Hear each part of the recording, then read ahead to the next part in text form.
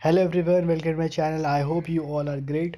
सो दोस्तों, आज हम लोग इस वीडियो में डिस्कस करेंगे, जैसा कि आपने स्क्रीन में देख ही लिया होगा, कार्ल मार्क्स द्वारा प्रस्तुत वर्ग संघर्ष की प्रक्रिया और इसके कारण की विवेचना कीजिए। यानी जहाँ पर जो वर्ग है वो कैसे कैसे वर्ग संघर्ष करते हैं, उनकी प्रक्रिया क्या होती है और इसके कारणों के बारे में हम लोग डिस्कस करेंगे। ठीक है, तो चलिए स्टार्ट करते हैं दोस्तों इस वीडियो को। कार्ल मार्क्स के वर्ग और वर्ग संघर्ष के सिद्धांत की व्याख्या कीजिए, अथवा अब तक का विद्यमान समस्त मानव समाजों का इतिहास वर्ग का संघर्ष इतिहास रहा है। इस कथन की व्याख्या कीजिए। उत्तर दोस्तों इस तरह से हो जाएगा, वर्ग व्यवस्था विभाजन का एक रूप है। यानी वर्ग जो उच्च वर्ग, निम्न वर्ग और ये आपका मध्य वर्ग, तो ये एक विभाजन का रूप है समाज का। यही वर्ग व्यवस्था कार्ल मार्क्स के सामाजिक विवेचना का मूल आधार है। इन्हीं वर्गों के आधार पर दोस्तों यहाँ पर कार्ल मार्क्स ने वर्ग संघर्ष की प्रक्रिया को बताया है और इसके कारणों को बताया है। मार्क्स ने मानव के संपूर्ण इतिहास को वर्ग संघर्ष के रूप में देखा है। उसने समाज को विधियों में विभाजित कर बतलाया है कि इन वर्गों में निरंतर संघर्ष विद्यमान रहता है। यानी जो उच्च वर्ग है, उच्च वर्ग से आपका मध्यम वर्ग का, या तो उच्च वर्ग से निम्न वर्ग का, तो इनके बीच में संघर्ष होता रहता है। दोनों एक दूसरे के लिए अपने अपने जो राइट्स होते हैं, जो उनके अधिकार होते हैं, उनके लिए लड़ते रहते हैं। ठीक, तो ये बताया है। कम्युनिस्ट घोषणा पत्र के अनुसार अब तक जितने प्रकार के समाजों का अस्तित्व रहा है, उनका इतिहास वर्ग संघर्ष का इतिहास है।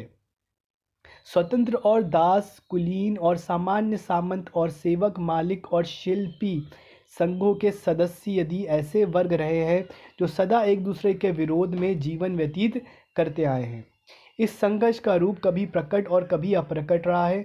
इस प्रकार मार्क्स ने मानव समाज के इतिहास को वर्ग संघर्ष का इतिहास माना है। वर्गों की उत्पत्ति के मूल में उत्पादन व्यवस्था है, जो समाज की विभिन्न वर्गों में विभाजित करती है। अब हम समझ गए हैं कि जो आपके कार्ल मार्क्स है, उन्होंने वर्ग संघर्ष को, जो अपना समाज है, उसको कुछ वर्गों में बांटा है।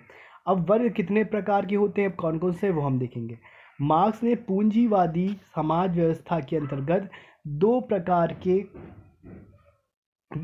के वर्गों का उल्लेख किया है। ये पूंजीवादी समाज व्यवस्था के अंतर्गत आता है दोस्तों। पहला है आपका सर्वहारा, जिसको हम लोग बोलते हैं मेहनतकश वर्ग। दूसरा है आपका बुर्जुआ वर्ग। सर्वहारा वर्ग उत्पादन करता है, यानी आपके मेहनतकश, वो आप जब मान लीजिए कोई फैक्ट्री है, उस फैक्ट्री में कोई माल उत्पादित होता है, ठीक, कपड़ा आपका उत्पादित होता है, उससे जो प्रॉफिट होता है, तो इसके लिए काम कौन कर रहा है, सर्वहारा वर्ग यानी मेहनतकश वर्ग उसके फैक्ट्री को चला रहा है। और बुर्जा वर्ग उस उत्पादन के अधिकांश उपयोग करता है। और उसके बाद जब माल तैयार हो जाता है, वो क्या करता है, उस फैक्ट्री का जो मालिक होता है, वो उस माल को बेचकर उससे आधा पूरा धन अपने पास रख देता है और लगभग आधा सब मजदूरों में बांट देता है। तो यहाँ पर ये बताया गया है। सामंतवादी युग में ये वर्ग भूस्वामी और मेहनतकश किसानों के रूप में विद्यमान थे। जब हम सामंत मत में जाते हैं, जो सामंतवादी युग था, उसमें दोस्तों यहाँ पे जो मेहनतकश था, वहाँ पे वो किसान थे, यानी किसान किसानी करते थे। और जब तैयार कर लेता था, तो टैक्स इतना ज़्यादा होता था कि लगभग बहुत ज़्यादा जो आपके भूस्वामी, जो सामंत लोग थे, जो टैक्स वसूलते थे, वो टैक्स इनसे वसूल लिया करते थे। वो काफ़ी ज़्यादा मात्रा होती थी। तो एक तरह से दोस्तों, जो कमा रहा है, जो उसको उगा रहा है, जो प्रोड्यूस कर रहा है, वो किसान है। और दूसरा कौन है, वो सामंतवादी, जो उसका टैक्स ले रहे थे। उन्होंने कुछ भी नहीं करा। तो एक तरह से कहने का मतलब ये है, एक पकाने वाले होते हैं दोस्तों और एक खाने वाले होते हैं। ठीक है, अगर सिंपल लफ्ज़ों में आपको बताया जाए तो सामंतवादी युग में ये वर्ग भूस्वामी और मेहनत कश किसानों के रूप में विद्यमान थे। पूंजीवाद समाज में ये वर्ग पूंजीवादी और श्रमिक के रूप में विद्वान है। यानी जब पूंजीवाद को देखते हैं, तो पूंजीवादी युग में एक होते पूंजीवादी, जिनकी फैक्ट्रीज होती है, और श्रमिक, जो फैक्ट्रीज में काम करते हैं। पूंजीपति के पास उत्पादन के साधन होते हैं। इसके विपरीत मेहनतकश वर्ग के पास मेहनत केवल श्रम होता है। उत्पादित वस्तु की भांति इस श्रम करने की शक्ति का भी विनिमय मूल्य होता है। इन दोनों वर्गों के हित एक दूसरे के विपरीत होते हैं। यानी कि जो ज़रूरतें होती हैं दोनों की अलग होती हैं। परिणाम स्वरूप इन दोनों वर्गों में निरंतर संघर्ष चलते रहते हैं, यानी पूंजीवाद में और श्रमिक में।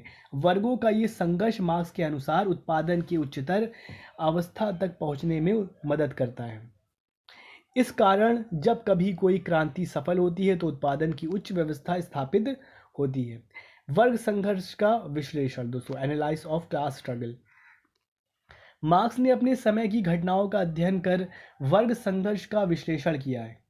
विशेष रूप से 1848 की क्रांतिकारी घटनाओं से कुछ सामान्य निष्कर्ष निकाले और ऐसे नियमों का निरूपण किया जिन्हें सभी क्रांतियों पर लागू कर सकते हैं। ये निष्कर्ष निम्न प्रकार है। नई व्यवस्था में अधिकार पाने का इच्छुक वर्ग क्रांति का संचालन करता है। मार्क्स के अनुसार क्रांतिकारी संघर्ष का संचालन वह वर्ग करता है जो नई व्यवस्था में अधिकार पाने का इच्छुक है। इस वर्ग संघर्ष में समाज के सभी उत्पीड़ित वर्ग भाग लेते हैं। यानी जब संघर्ष होता है, जब एक वर्ग का संघर्ष होता है, तो जिसमें उनका हित होता है वही लोग इसमें भाग लेते हैं।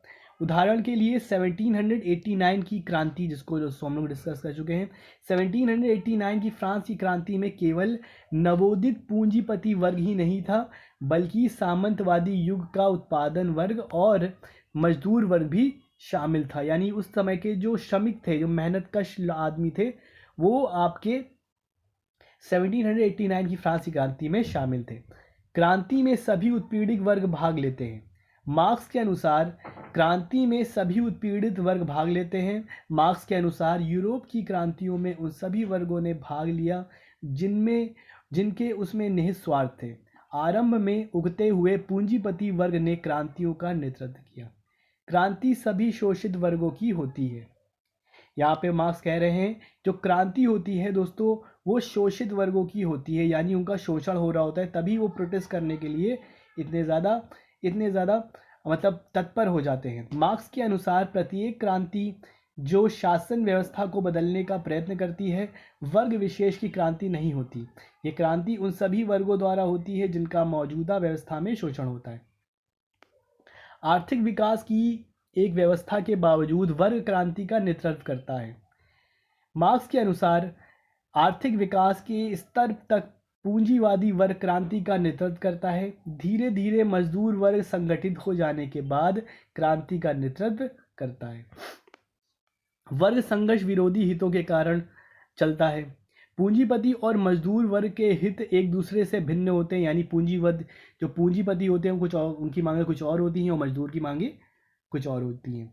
तो दोनों में एक तरह की कॉन्ट्रडिक्शन क्रिएट हो जाता है और दोनों अपने हितों के लिए, अपनी वांट्स के लिए एक दूसरे से लड़ने लगते हैं, प्रोटेस्ट करने लगते हैं। पूंजीपति मजदूर को जो मजदूरी देता है वह मजदूर द्वारा उत्पादित मूल्य से कम होती है। इस प्रकार यानी जो मजदूरी वो देता है पूंजीपति, वो बहुत कम होती है। आप कह सकते हो ऊँट के मुंह में जीरा होती थी। आप देख सकते हो जब कैपिटलिज्म था, अपनी चरम सीमा पे था, उस समय दोस्तों जो मजदूर थे, जो श्रमिक थे, उनसे दोस्तों कम से कम 18 घंटे उनसे काम कराया जाता है दोस्तों। 18 घंटे बहुत होता था, इतना ये वर्क टाइम होता था। और उसके बावजूद भी इतना दोस्तों उनको धन मिलता था, इतनी उनको सैलरी मिलती थी कि मुश्किल से अपनी आत्मा को और शरीर को वो जोड़ के रख सकते थे। यानी अब बस जीवित रह सकते थे, वो जिंदा रह सकते थे और बच्चे पैदा कर सकते थे। इस मारे क्योंकि जाहिर सी बात है, इन लोग बूढ़े हो जाएंगे तो दूसरे लोग आएंगे, वो भी तो काम करेंगे। तो इतना वो देते थे कि वो खुद रख सके और अपने जो बच्चे हैं उनको ठीक से क्या बस खिला सके, वो भी आधा पेट। ठीक है, और टाइमिंग इतनी ज़्यादा होती थी। बाद में दोस्तों क्या हुआ, क्रांति हुई। क्रांति के बाद जो फिर से लेबर यूनियन बनी और लेबर लॉज बनाए गए और उनको कुछ अधिकार दिए गए। वर्ग संघर्ष आर्थिक विकास के प्रत्येक स्तर पर विद्यमान रहता है। मार्क्स के अनुसार औद्योगिक पूंजीवाद के प्रारंभिक दिनों में वर्ग संघर्ष असंगठित रहता है। औद्योगिक विकास के साथ साथ श्रम संगठन का गठन होता है। इस प्रकार वर्ग संघर्ष धीरे धीरे उग्र और स्पष्ट होने लगता है। अब 7वां पॉइंट, वर्ग संघर्ष तब तक विद्यमान रहता है जब तक वर्ग हित रहते हैं। यानी वर्ग संघर्ष तब तक चलता रहता है जब तक दोस्तों जो वर्ग हैं, जो शोषित वर्ग हैं, उनको उनके राइट्स नहीं मिल जाते। बड़ी कॉमन सी बात है, मगर क्या करें, थोड़ी टफ लैंग्वेज में दिया गया। अगर आप ध्यान से पढ़ेंगे तो बहुत ही ज़्यादा ईजी है दोस्तों। मार्क्स का मत है कि जब तक समाज वर्गों में विभाजित रहेगा तब तक वर्ग संघर्ष में विद्यमान रहेगा। सर्वहारा का अधिनायकत्व वर्ग संघर्ष की प्रक्रिया का अंतिम चरण है। अब आते हैं दोस्तों वर्ग संघर्ष और राज्य। मार्क्स के अनुसार वर्ग संघर्ष की प्रक्रिया में राज्य सत्ता की भूमिका महत्वपूर्ण होती है। राज्य एक ऐसी मशीन है जिसके माध्यम से बुर्जुआ वर्ग अपने हितों की रक्षा करते हैं। राज्य सत्ता माध्यम से शासक वर्ग शासितों के ऊपर अपनी इच्छा को थोपता है। शक्ति के बल पर सर्वहारा के क्रांतिकारी कानों को कुचलता है। एंजल्स के शब्दों में इस प्रकार के सार्वजनिक शक्ति प्रत्येक राज्य में होती है। इसमें न केवल सशस्त्र व्यक्ति होते हैं बल्कि विभिन्न प्रकार के राज, संरजाम, कारागृह और दमन करने वाली दूसरी संस्थाएं भी होती हैं। राज्य समाज व्यवस्था में होने वाले परिवर्तन को रोकता है। उत्पादन के साधनों में स्वामित्व रखने वाला वर्ग अपने हितों की रक्षा के लिए सरकारी मशीनरी का उपयोग करता है। इसलिए मार्क्स की दृष्टि में समाज व्यवस्था बदलने के लिए सशस्त्र संघर्ष एकमात्र विकल्प है। सर्वहारा द्वारा सफल क्रांति के बाद सर्वहारा के अधिनायकत्व की स्थापना होती है। मार्क्स को दृष्टि में ये पूर्ण जनवादी शासन है, क्योंकि सर्वहारा द्वारा चलाए गए आंदोलन बहुसंख्यकों के होते हैं। सर्वहारा का अधिनायकत्व यानी डिक्टेटरशिप ऑफ द प्रोलेटरेट, यानी जो शोषण करते हैं। सर्वहारा का अधिनायकत्व वर्ग संघर्ष का अंतिम चरण है। सर्वहारा वर्ग संघर्ष साल दर साल द्वारा राज्य सत्ता पर अपना आधिपत्य स्थापित कर लेता है। इसके बाद सरकारी मशीनरी सर्वहारा वर्ग के पक्ष में होती है। सर्वहारा वर्ग का अधिनायकत्व वर्ग भेदों की समाप्ति नहीं है, ये संक्रमणकालीन अवस्था है जहां से उत्पादन के मौजूदा संबंध बदलने आरंभ होते हैं। मार्क्स के शब्दों में वर्ग संघर्ष का चरमोत्कर्ष सर्वहारा के अधिनायकत्व में होता है। अधिनायकत्व की ये अवस्था अपने आप में सभी वर्गों की समाप्ति और वर्गहीन समाज की संक्रमण की अवस्था होती है। मार्क्स के अनुसार वर्ग संघर्ष तब तक जारी रहेगा जब तक समाज वर्गों में विभाजित रहेगा। सर्वहारा के अधिनायकत्व के बाद एक ऐसे समाज की प्रक्रिया आरंभ होगी जिसमें ना तो कोई वर्ग होगा, ना किसी प्रकार के वर्ग हित होंगे। कोई भी व्यक्ति दूसरे की मेहनत पर जीवित नहीं रहेगा, इसलिए वर्ग हितों की रक्षा के लिए राज्य नहीं रहेगा। ये खुद मुरझा जाएंगे। केंद्रीय मशीनरी के रूप में जो कुछ बचेगा वह उत्पादन और वितरण की व्यवस्था के लिए रहेगा। इस प्रकार वर्ग संघर्ष की समाप्ति के बाद मार्क्स ने वर्गहीन और राज्यहीन समाज की कल्पना की है। आलोचनात्मक मूल्यांकन। मार्क्स के वर्ग संघर्ष के सिद्धांत की आलोचना निम्न आधार पर की गई है। मार्क्स ने वर्ग संघर्ष को समाज की प्रगति के लिए अनिवार्य दर्शाया है, लेकिन समाज की प्रगति के मूल में सहयोग ना कि संघर्ष।